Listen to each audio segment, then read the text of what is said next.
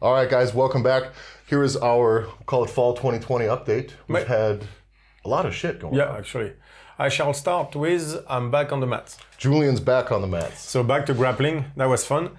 First observation, the training works. Yeah. So I go in there with Tyrone, who has a fight in 6 weeks now, or something like that. So he's a black belt in jiu-jitsu, so we did some grappling, wrestling, and then grappling and everything, so it was cool. My timing is shit. Expected to be, I think. Exactly. I have to remind myself on some of the techniques I know. Yeah. So that's slow, as you can imagine, which is why my timing is shit. The moment you have to think about something at that point, I'm thinking so much. I'm like, what do I used to do in this position? Yeah. You don't want to do that, right? So it's going to take me a couple of months to come back. But that was good. And of course, I ran out of gas, which is normal since I don't do cardio. And that's a different type of cardio anyway. But it's like being in game shape. Right. Yeah. Someone rolling around. You know, like when this starts to burn. Yeah. Yeah, exactly. So even standing up after a while, I was like, I was feeling mostly this. Yeah. But it wasn't like cardio, like, I was breathing fine. Yeah. I was just this. I was like, dude, you're running out of gas. Yeah. But it was all here. It was very interesting. But I wasn't breathing especially heavy. I just ran out of gas by the end. I mean, completely normal and fully expected. I haven't sparred in 7 years. Yeah. So, but that was cool. But muscle did not give up. I was actually controlling my breathing, controlling mentally. I never like fully died. Like, oh my God, I mean, like that feeling that you don't want to have in grappling. I woke up the next day sore, but a lot less than I expected.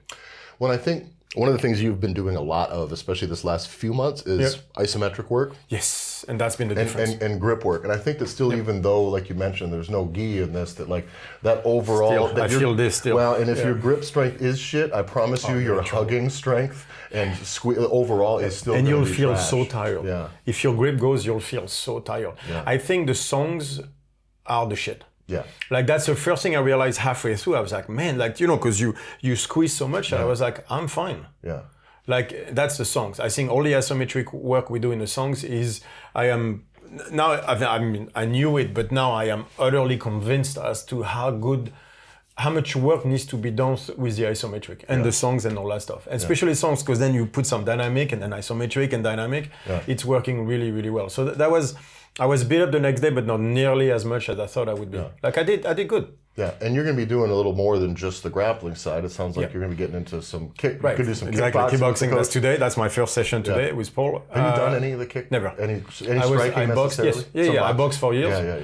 Which is not natural to me. So that represented it was really hard work. Yeah. Like I was a natural at grappling. That was very easy to me. Boxing, striking is not. Yeah. And so I had to work really hard at boxing. And so, but I never learned to kick. I learned knees, which I like a lot because, you know, with wrestling, the knees came fairly naturally. But kicking, And so I'm in Holland. I was like, oh, fuck it. Might as well. Well, look, that's the one place in the world where, you know, they have, for heavyweights, the best kickboxers are in Holland. I was like, oh, shit, let's do this. Yeah. So Paul offered to teach me to kick. I was like, fuck yeah. Yeah. Let's do this. So it's going to be today. It's going to be well. Like my guess is this is going to be sore everywhere. That is going to be a sore. That's so dynamic. Yeah. And it's going to be, I think, your transfer foot.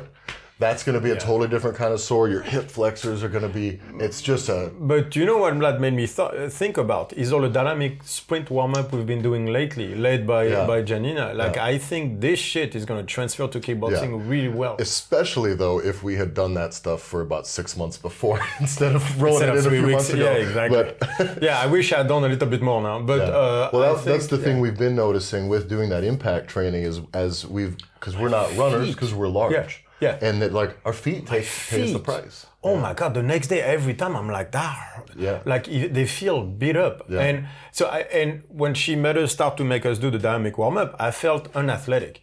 Yeah. I was like, I need to go back to boxing. That's one of the reasons also I was like, all right, kickboxing, because I was like, dude, I can't move my feet anymore. Yeah.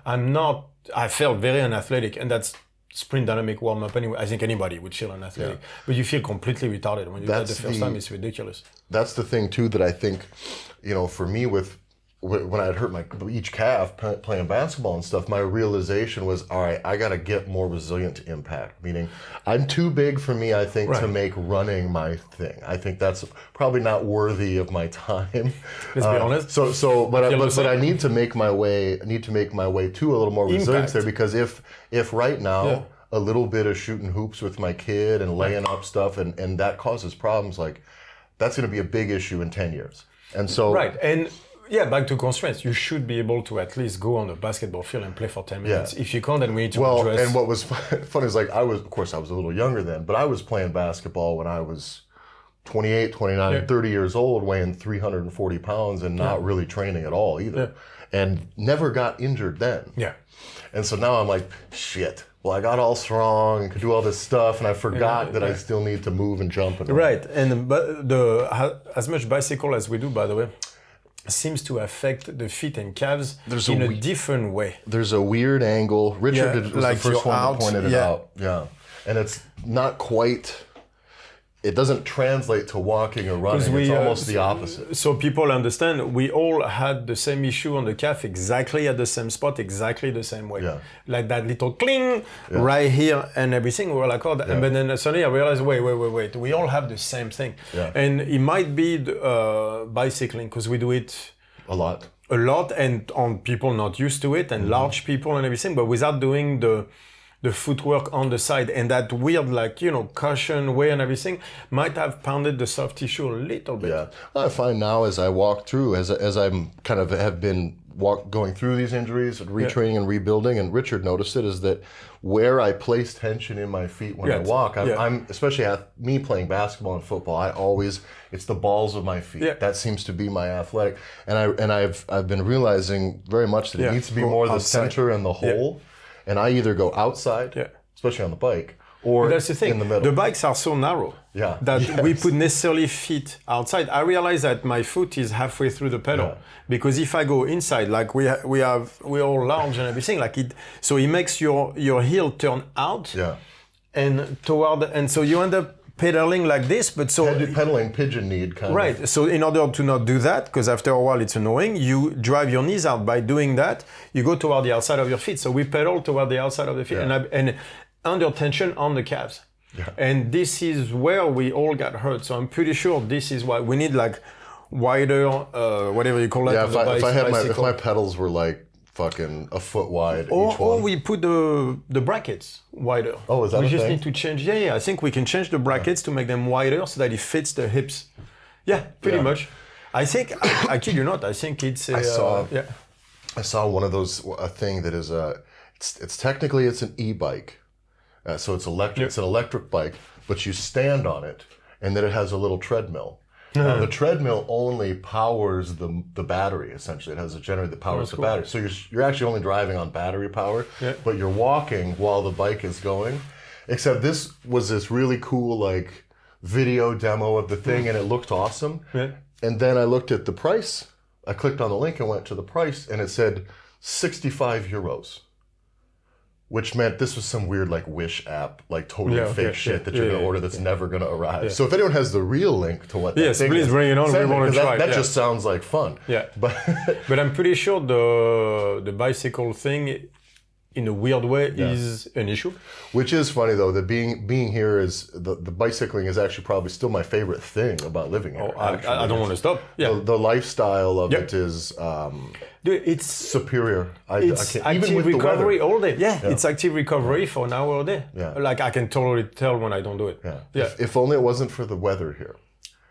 Now, I was just thinking this on the way here. I was like, you can't undo say like California. Take Los Angeles, right? Well, because of the car, it got so spread out. So it's so hard to retract that and go to a very bike only. Yeah. But god damn, if this place had California's weather, I mean, it would be literally the perfect way to live. It would be on the bicycle, 72 and sunny, raining 3 days a year. Yeah. It'd be if I lived in San Diego, if you could stay within your city, I'd be on the bicycle. Yeah, you just have to build your neighborhood and find the neighborhood that has what you need. Yeah, and I would live on a bicycle. Yeah. But I would change the pedals, which I'm doing on my bicycle now. So there you go. Yeah. Anyway. Well, speaking of the fighters, by the way, Richard has been training Tehran. We talked about that before. Yeah. And now with some of the other coaches, he was training some of the kickboxers from there. And Richard's going to be on. We're going to talk, I think, in depth about his approach to this. But totally. I wanted to tease this to you guys only because I was at their session this last week when we were doing some filming. And we'll have some footage of that type of stuff you'll see coming out soon. But holy shit, Richard is in his element there. Yeah. Because one, Tehran and them they're bought in. They work their fucking asses off because it matters to them. It's very different than training a casual person who just kind of wants to. And Tyler, fighters, you can say, go do that. Yeah. And they will. Yeah. If they're bought in. Yeah. Like let's talk about this because I want to go over MMA, fighting in general, and strength and conditioning. Yeah. But so people understand, like honestly, MMA, fighting in general, honestly, whether it's jiu-jitsu or kickboxing or whatever, has the worst strength and conditioning training that I've ever seen. Like they don't train. They actually don't train. They just fight. Yeah. It's crazy. Everything that I've seen about MMA strength and conditioning is that there are a few people in the space that are good at it, that are known for it, but it like almost from the top down, it's negligent to the point where I don't even understand how the industry is. There should be so many good coaches in there because the work that Richard's doing, it's not any mathematical science. It's like, what's kind of fighting? What are the gaps in with these guys? And push within these constraints, and it you watch it, you see what they're doing, like holy shit, the carryover to this stuff is crazy. Like Teddy Atlas about lifting weights said, there are two ways to look at lifting weights for boxers, right, in the boxing world. Is it bad or is it really bad? That's boxing for you because they go, you're going to slow you down. I'm like, it's going to slow you down. Maybe bodybuilding, maybe if you sumo deadlift 600 pounds, it might not help your boxing career. I agree, but that's not strength and conditioning. Give me a fucking break. Or what you see often, and when I look, I've done a lot of looking into what strength training is like for fighters, and you see a lot of stuff where everybody kind of tries to turn them into powerlifters. Or CrossFitters. CrossFit, yeah, exactly. It's either one or the other. Yeah, and there's not enough of the structure first. By the way, fighting fucks up your joints. This is why I said like training works right now because the next day I woke up and my muscles were sore and zero in the joints. Yeah. Like I had, my shoulders were fine, even though we did a lot of Greco, so I would expect my AC joint to be pissy. It wasn't. My neck was fine. My knees were fine. My joints were fine. First sparring session, hard, 7 years. My joint should have been a mess, and it wasn't. So training is working. The muscle took the brunt of the stress as they should. Yeah. This is the first type of training fighters should do. Like in fighting, I mean boxing, kickboxing, MMA, jiu-jitsu, wrestling, whatever. Yeah. This is, first you should learn to lift to make sure that the muscles take the brunt of the stress instead of the joints. Yeah. That requires structural work. Yeah, and in a real like whole application side of things, they're doing heavy sleds, heavy carries, they're heavy sandbags, intensity, and you know what? When you're tired as fuck, that's the moment where you can't get chaotic. Yep. And so what do you have to do? And Richard will explain this in depth, but just watching it, he pushes them to their breaking point, and then basically in that moment makes it very clear to them that you want to do this wild shit. The intensity needs to be as high as possible, but you have to stay sharp or you're going to get your head knocked off. Under control. And that is the game. It's gets you right close to breaking. Flow and keep under pressure. Yeah. It's always been that. Yeah. So I'm really looking forward to having Richard on next to talk about it because his approach to it is really cool. Some of the guys are fucking animals. There's a guy there who's about 6'8", looking about 265 pounds. No, he's skinny. He's 230. No shit. Yeah. He was so tall. Like, exactly. I'm 6'6", and I went in there and I'm like, this guy could kick my fucking head off. He's got shins like razor blades. Exactly. And he's all elbows and knees and muscles. So imagine if we actually put 10 kilos on that guy. Shit. Right, because he actually needs at least 10 kilos. I think he's a heavyweight kickboxer. So you can get his I don't know what the weight cap is. He has to grow into his body, basically. Yeah. But like when we talk to training, like I think, just to go back on the subject, and we'll talk about this with Richard, is the fallacy is the word training. It's either, for fighters, it's either you're a powerlifter, you're a bodybuilder, or you're a CrossFitter. Yeah. I'm like, that's not, those are sports. Mm-hmm. So that's not training. That's a sport. Yeah. And yes, a sport-specific training, in a sense, will not benefit you as a fighter. Yeah. That's true. But at the same time, if I go bowling, it's not going to help me fight either. But in a way, that's kind of what you're doing. So they get very upset because people make them squat heavy or deadlift heavy. And I'm like, and they don't have good form. And you've seen fighters, they just want to go. So if you make them rep 10 reps, on the deadlift, chances are they're going to fuck up their back. And then, because people don't understand how taxing fighting is, like on the joints and like you're like, for example, a snatch for fighters is one of the worst thing and probably the dumbest thing they can do, because your shoulders with grappling are always under pressure. You know, people try to submit you there. Yeah. You're always here. You're always moving your shoulders all the time. Yeah. And honestly, they get really, really pummeled. I think overall in grappling and striking becomes very shoulder dependent anyways. Yeah. And we see in a lot of the fighters if you watch fighters, see any out there. This doesn't mean they're good fighters because they don't have these. It means they could be better with them. Yeah. How many of them have a big chest? And it's not very many.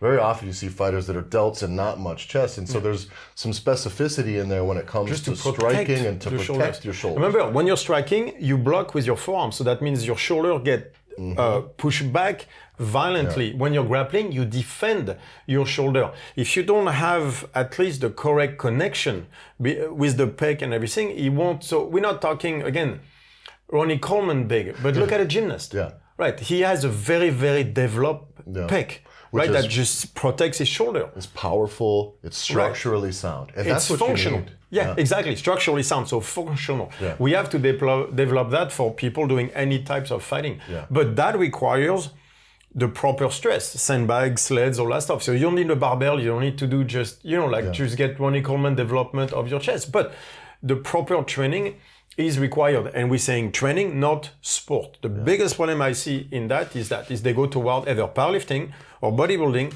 or CrossFit. Yeah. It's like, but that's not but that's the mentality of fighters. Yeah. They have to compete at something. So if they don't feel they're doing the sport, they actually don't like training in that sense. Yeah. So Richard is just fucking with their head continuously. Yeah. So we'll talk about that in depth with Richard here next week. I think it'll be a real fun conversation. So stay tuned for that one.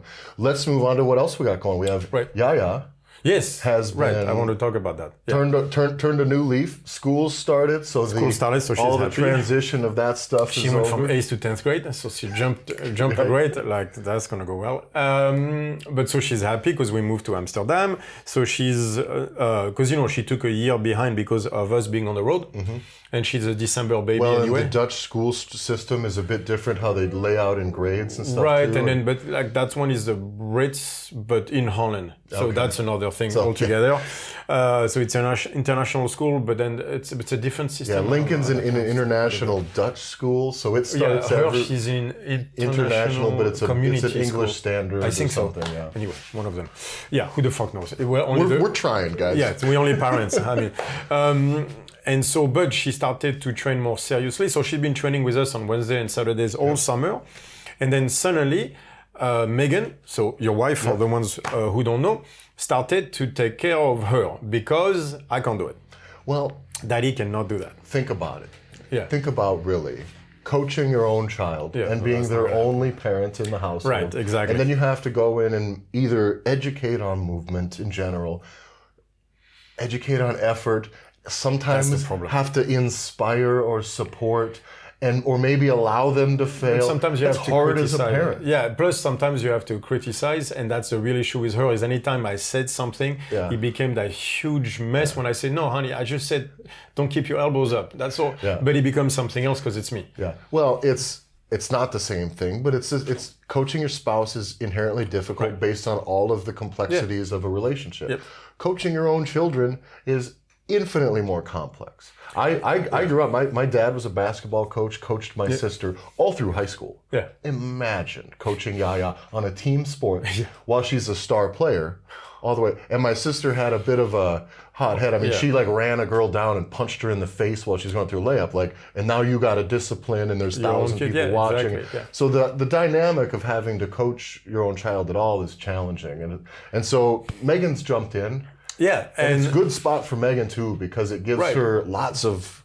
She gets to experiment with Yaya. It's girl time for her. Exactly, it's not training with us. Right, exactly. It's girl time, and she was like, "Oh, I always wanted to see what it'd be like to train a younger girl anyway, and stuff like that." So she jumps in, and she had incredible results. Yeah. So she starts by training Yaya, who's actually training harder with Megan than when she was with us, which I was a little bit offended by. Yeah. But anyway, that's another problem.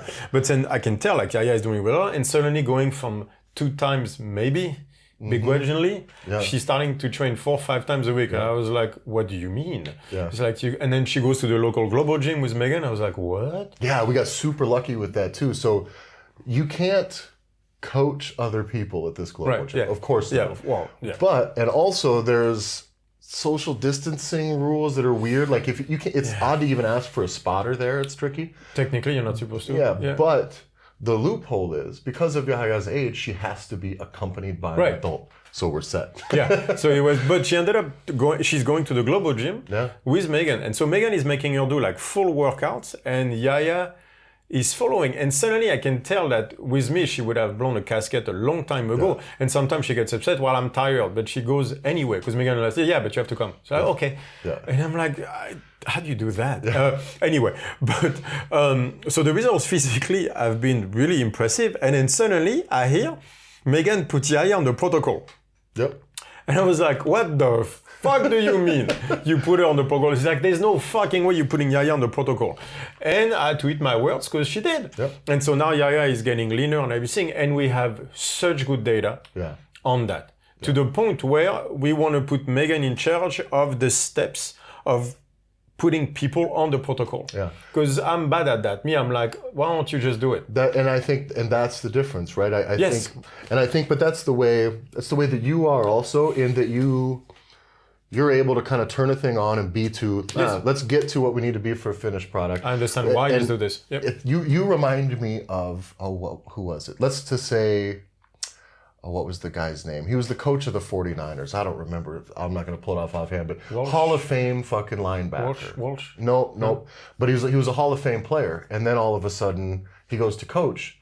And he just couldn't understand why these people who aren't elite won't work hard. Because for him, he was like, what the fuck? Was it my Singletary? Yeah, he was, yes, I think... he's one of them. So there's him. There's many of these cases. If you look at say Hall of Fame athletes. And wait, was it the son of the boxer? Fuck, what was his name? I don't remember. Anyway, I'm not going to remember offhand. I also have not followed NFL in like 4 years. So, but anyway, you see very often in almost any sports there that you see actually like average athletes can become great at managing the inferior personalities or the difficulties, whereas you can make a demand and an adjustment in a moment, and it's exceptional coaching and we watch it. But if someone's a bit behind in the implementation side or their willingness to, you don't have any patience for unwillingness. Because for me it's like, look, we need to do this. All right, so let's do it then. I explain to you the why. You tell me you understand. Good. Then it's done. And no. Well, but nutrition is such a it's like turning around a cruise ship. Yes, like there's that too. It's like there's 2 ways to turn around a cruise ship. You can do it the smart way, which means let's go around, or you can go which is the way I do it, and then hopefully the ship doesn't break. Well, and I think the thing that Megan's done really well is it's a gradual implementation, but there's freedom and there's wins built into the process. There are steps. So that means that you have to do it. Because my problem with that, with the allowing people like the liberty to make mistakes and many times I see it turn it into from people as using it as an excuse to do what they want. I see it all the time. In that on-ramp they game it. Forever. They fucking game it. It's called gaming it, and that I have no patience with for, because you're wasting my time. So Megan is very good at giving them some liberty, but at the same time, she takes no shit on any of it. It's like, no, you're gaming it. And that's where I admire a lot what she's doing, is that capacity to give steps and be understanding, but at the same time saying, no, you don't get to bullshit me. I am not nearly as patient as she is. But now we're starting to implement the steps. We have 6 steps to put people through the protocol. And then we talked about doing a module for nutrition, using those steps, an ebook. So an ebook and then a module and then a one-on-one coaching. So we might start like those nutrition group. We'll do it as a module with us with live calls, but we'll also get that module just as a module itself. And then out of that, we'll also make an ebook so people can choose the modality that works the best for them. But I've liked the approach for Megan with Yaya a lot. The fact that it's working alone now, because it's been week it's week 6 now. Yeah, I think so. Or something, 6 or 8. Something over 4. Yeah. I know that. That she managed to keep Yaya on it. She gives her a cheat day, but not during the week and everything. Well, and there's some purposeful like reflection, so you're getting a little data on your experience from your take pictures of your and then take pictures of your food. A little bit of like making note of the good and the bad. Journaling. And so all of a sudden you have this whole thing where your good experiences are reinforced. Yeah. Your bad experiences are cemented for you. So you now know what happens when you do this. And you'll still go back to those, but you then know, and they become less and less frequent, which is that slow process. But that's what I do with myself. I expect people to do that. And that's where I was mistaken. Yeah. My fault was like, yeah, of course. Yeah. But she's like, well, no. So what do you mean? So that was our conversation, actually. But she's getting Yaya through all the steps. Yeah. I'm very, very impressed to the point where we're like, all right, let's use this. Yeah. Let's use the protocol for Yaya. Yeah. And as a block to build the steps. And then so now I'm very excited about it. So we're going to start we're going to have a live module. Yeah, we've got, she's running some pilot groups with some people. Exactly. Yeah, as a testing phase. Just kind of a test, kind of the same thing we did with the muscle program, where I just grab a few people and work with them to tighten it up. And plus to make sure we see it's not just one person, but it actually works overall. And it does. I'm very, her way of coaching nutrition I find it very interesting. Yeah. Yeah. Like it's working. Well, that's probably why I find it interesting. Well, and I think, so you'll see nutrition stuff coming from us probably around the first of the year, probably by then. Most likely. And that's going to be to kind of other announcements, which we've got like all sorts of new things. We've been doubling down on the module, on teaching, on creating content for those programs. Podcasts are still going to be here for you. We're going to continue to do this and teach from here. But the things that we want to offer, because right now it's so difficult. We run our groups, our coaching groups that we come in, and we want to be able to offer more for people to come in and pick and choose. And it is an online-based education. Yeah. And I think now we're getting I understand for what we talked about, because now we have a lot of meetings about online education. This is where we want to go, because it's not enough to just do on-site education, and even taking away COVID, people need to be able to have access to information. But because I come from a background of only on-site, I've only coached on-site, like that online education stuff was a struggle. I mean, I always knew it was, but like that became more and more obvious. So now we're establishing a system for online education, and we saw that the module-based system worked really well. Yeah. So we're going to put modules on everything. So we are building a school, an online school system. The amount, you guys haven't seen much of it other than some blooper reels out there, but the amount of content that we've been putting together, we're essentially running full film sessions at the office. We've been editing like crazy. We had a quick turnaround on some stuff we're doing for the mentoring program, and it was funny. I sat the other day and in about 2 sittings edited 57 video clips, and that's for like a singular module, not counting the text. So we're building these very thorough things on things like modules, the openers. There will be things on the carries, nutrition, different movement stuff like carries, movement patterns, stuff like that. Assessment, how to do an assessment and everything, but in a online school system format. Like we call it StrongFlex, which I thought was it's kind of dope. It's kind of fun. StrongFit University, StrongFit Online School, whatever it is. The branding of all the things we'll flesh out later, but we wanted you guys to know that there will be I think there will be all of the things that you kind of wanted from us for not only for our mentoring program people. Right.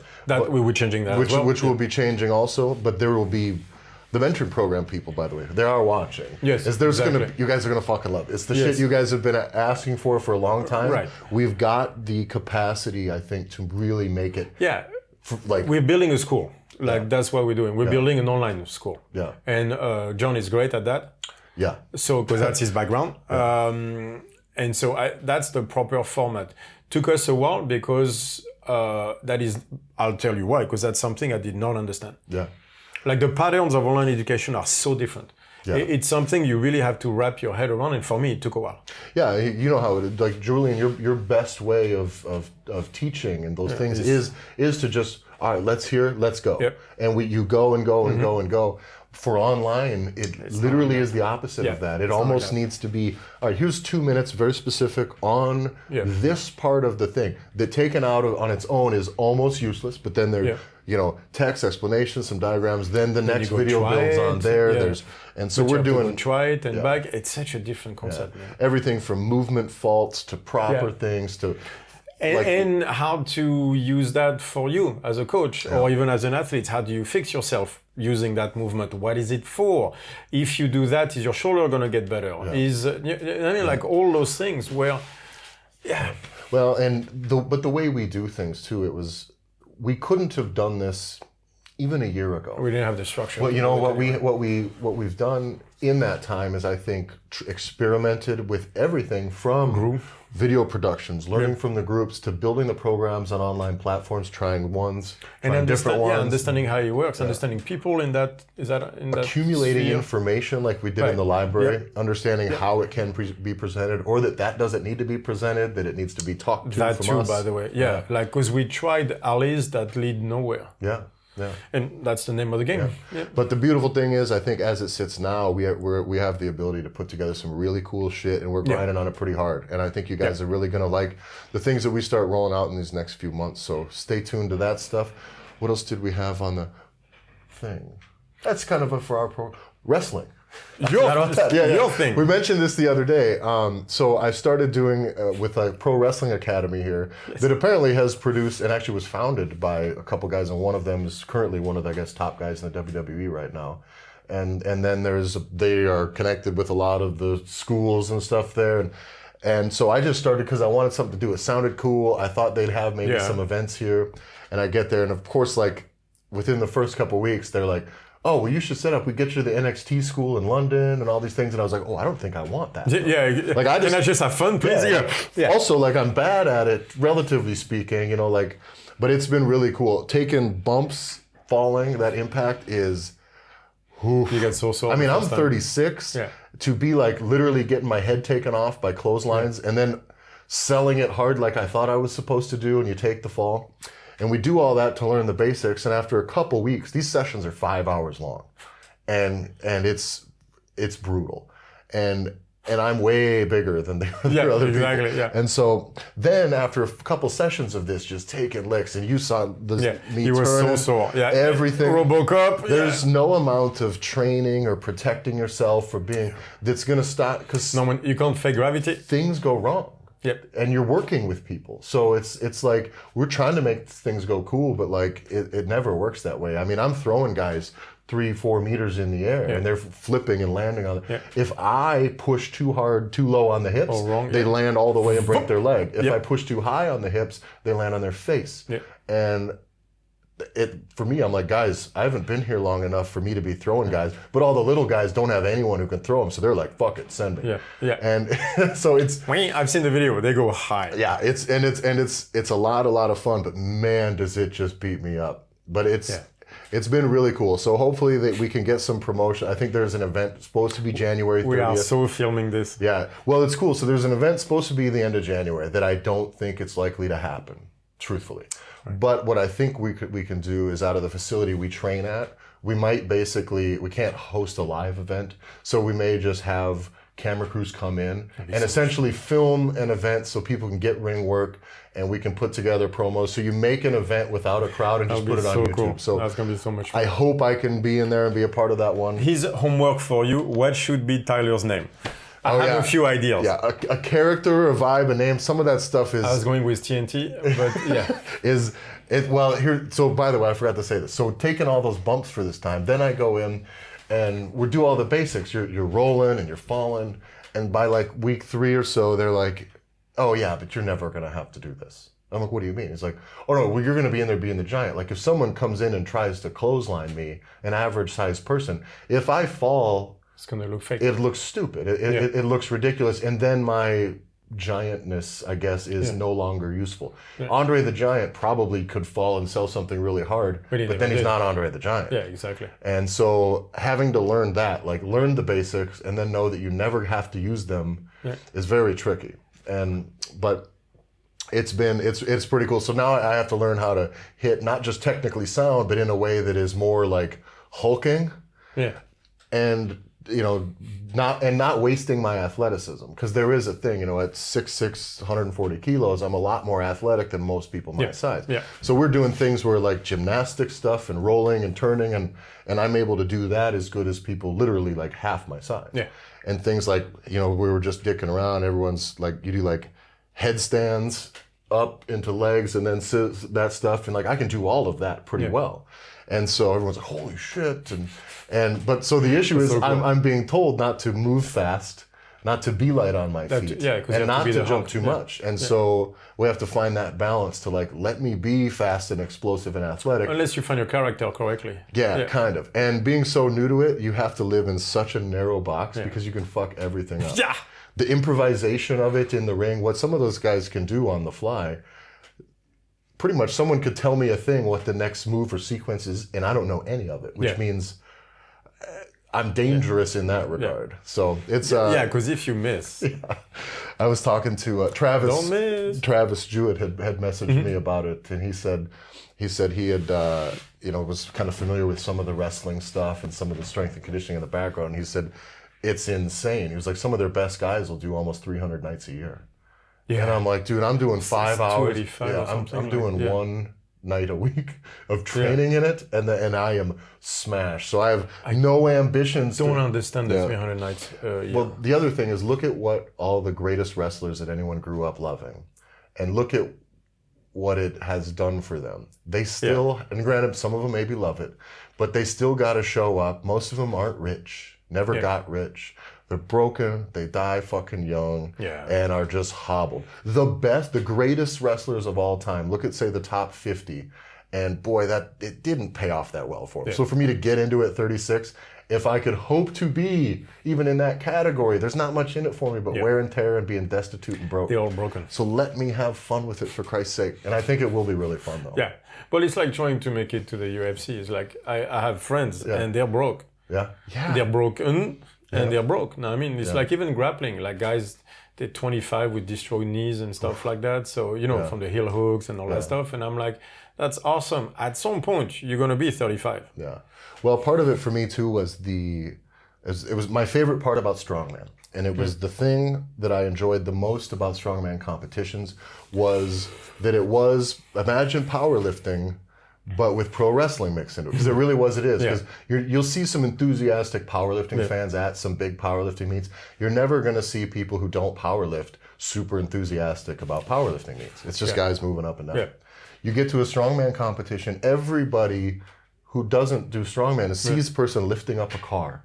Or pulling a truck, or lifting a giant stone. They're like, damn, that's cool. So working with strongman is like, it's good for people to be like, you can oversell it, you can hype. There's crowds. There's always kids that fucking love it. Like entertaining a crowd. The kids were the best part in strongman. It's fun. And that was the thing we always did with our competitions. It was like, if there's kids in this crowd, you fucking high five these kids. Like you go through, you be that, and it's. So that's the piece that I missed about competing with strongman. Is that like, you can work a crowd, you can entertain, and you can, and so that part of this is more or less, I'd like to do that, to learn something totally new. I have to walk into a room full of strangers, something I've done zero of, and so it's a fun pursuit. Play wrestling with the guys. It'll be. I hope the world opens up enough so you can do events, because now I have to pay attention to the global sport. And I see like, man, that industry is hurting because of the COVID stuff. Like everything, all sports, NFL, basketball, everything is like, man. But that one especially good. But I do think if, in this case, there might be more in it for these regional promotions then, instead of these big traveling tours. All of a sudden, regionally, you can do things and build something that matters on a small scale. Would that be I think it'd be a lot of fun. I can't wait. Yeah, and I hope they do it. That's all I'm in it for, is I want a few fun events to be able to entertain a crowd. That'd be so funny. Yeah, so stay tuned. There will be some fun shit coming there. And that'll be filmed, trust me. Yeah, that'll be filmed for sure. Did we have anything else we wanted? I think so. It's most of our updates. I think so. All right, stay tuned. We should get Rich on, I think, next week. He doesn't leave for the States yet, does he? No. We'll have him before he leaves. We'll have him before he leaves. All right, guys. Thanks a lot, and we'll see you next week. objective-based system, you get lawyers. Yeah. Right. But what I found very interesting is lawyers, the key is like, well, this needs to define precisely that or whatever. So now you have a convergent mindset where they all sound exactly the same. And the only people I can understand what the fuck they're saying are other lawyers. Yeah, nobody protects the job of lawyers better than lawyers. Just by talking the way they talk. Yeah. Where it's it's a convergent mindset that leads to only one possible way, which means everything sounds exactly the same, is exactly the same. The opposite of the divergent mindset. Yeah. So I thought that was explaining very well the constraint versus objective and also defining training extremely well. Yeah. If you look at a lot of the fitness industry now, they're all a bunch of lawyers making everything very obscure. Yeah. Almost impossible to understand from someone outside. Even CrossFit did that with naming the girls and stuff like that. I'm doing Grace, and outside of 15,000 people in this world, everyone thought you were doing some girl named Grace. Exactly, nasty girls. You go like, well, that's weird. Although I'm pretty sure that's gonna have to go away. Probably with all the Glassman stuff. Yeah, I think saying nasty girl is probably a bad idea now. Yeah. Hashtag me too. So it's gonna be. So you could see how they're doing that in reading a program. From a typical now sports stuff. It wasn't like that. I saw that happening in the last 10 years, really. Yeah. Where everybody's trying to get sciencey. Did you see how many ads they say like science-based training or shit like that? Everything. And I'm like, yeah. Like, dude, it's a set of inclined dumbbell presses. Just chill out. That's not science-based. And using the term science-based and maybe the volume and whatever that is based on some sort of thing. But the fact is using the term science-based is a way to sell to a person, which means I know the things that you don't, so believe me. Right. And it's an appeal to authority. Yeah, and that is kind of all it is. But there's interesting too on the lawyer speak side of things I was listening to something that said like culturally what happens too is in any society they get to kind of the certain point or in any country as a country say develops its way towards the first world is everything is extremely unsafe kind of. For the whole, your average risk as an individual is very low or is very high. Yeah. And then the lawyers work their way in and these structures get built and litigation comes in and all of a sudden you're less likely to get decapitated at Disneyland because lawyers are on the hunt and it is and there is all those structures come in. So they say to a certain point, it's extremely beneficial to the whole. Capitalism and lawyers go together. And then it gets to the point where it starts to consume itself by trying to protect itself. Because they have to follow constraints. And then eventually they get powerful enough that they set objectives to get more. The system starts to... So instead of being humans, it becomes a system trying to protect itself and you get into objective-based. Yeah. But I think we're starting to face that in what we do as well, where programming becomes... more and more obscure into percentages and this and this and that.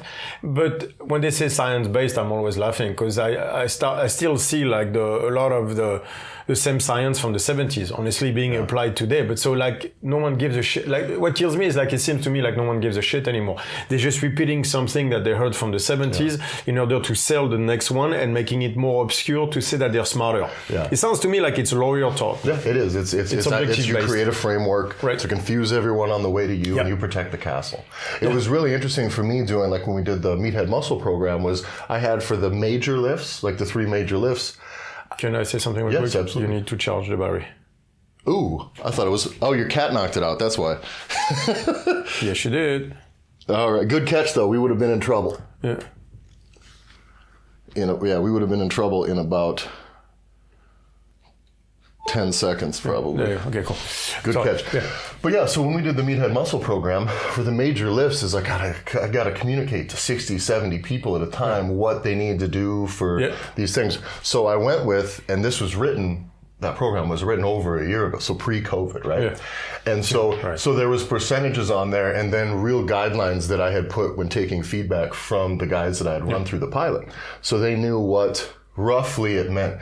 Because as I went through the stuff now with the group, I had to explain to everybody, like imagine doing percentage-based training right now and having fucking no idea. It's all based on your 1 rep max. And I had to tell all these people, like, do not get married to this percentage because it's COVID. Half of these people, for many, many months, gyms were closed. Right. So now these percentages that you're basing on are useless. Or you have access to equipment that is not the same, that you cannot really modify too much. Let's say you have 4 sandbags. Suddenly, So what I had done, I so reluctantly, it was the one piece of like that true percentage-based training that I couldn't figure a way to work out. So I mitigated it with extra language, right? Yeah. And I found in the end still that even the base point of percentages, once we were into this summer when the program was running, I was like, oh, I gotta fucking pretty much explain to everybody that these percentages almost are irrelevant to them. Because I was like, if you're familiar with what your 1 rep max is, or if you're maxing out right now after spending 3 months at home, 4 months at home, you're out of your fucking mind. Nobody's done a competition to know, so it was actually a good exercise for me to actually figure out how to explain things without that, using more instead of more words. Yeah, exactly. You know? Right. But yeah, it's really that's an interesting concept though, like you had brought up before, that language is meant to just grow exponentially as a divergent, from there. And so whenever you see a convergent mindset anywhere, you know you're on an objective-based one. Yeah. And that's my problem with the program leading with 1 rep max is, can you get better at deadlifting? Yes, it doesn't make you stronger. Yeah. You can be working on the skill alone or stuff like that. I thought that was because people always struggle with constraint versus objective, so I thought that was a good way for people to visualize the difference between the two. Yeah. I think language explains it very well. Well, and that's something I noticed, especially with the last seminar that we did, where it almost became explaining objectives versus constraints in every little thing, from movement to programming to tension to nervous system to nutrition to macros. It really is almost everything being done in that lens. And then we found out kind of at that seminar that I think in Dutch for sure, and I think there's some languages where the term constraints doesn't we couldn't find there isn't really a parallel, so you have to put and it was like boundaries or parameters, like you have to meet in the middle. Right, because you have language even makes it hard to communicate what constraints are. Exactly, you had to convey the concept. Yeah.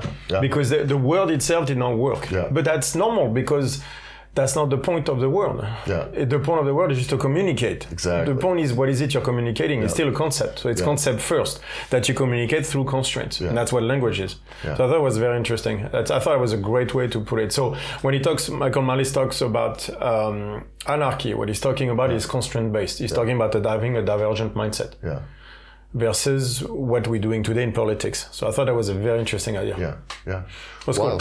Well, that's short. We'll get to the next one you're going to see is going to be kind of our fall 2020 update, let you know all the new stuff. So stay tuned. We'll see you soon. To support the podcast, head on over to podcast.strongfit.com. There you could donate or join the YouTube channel. Also, go to strongfit.com. There you're going to find our online courses, education, and all of our seminar dates should be there as well. Head on over to strongfitlibrary.com to keep up to date on everything Julien's been working on. And follow StrongFit1 on Instagram and Tyler F. and Stone.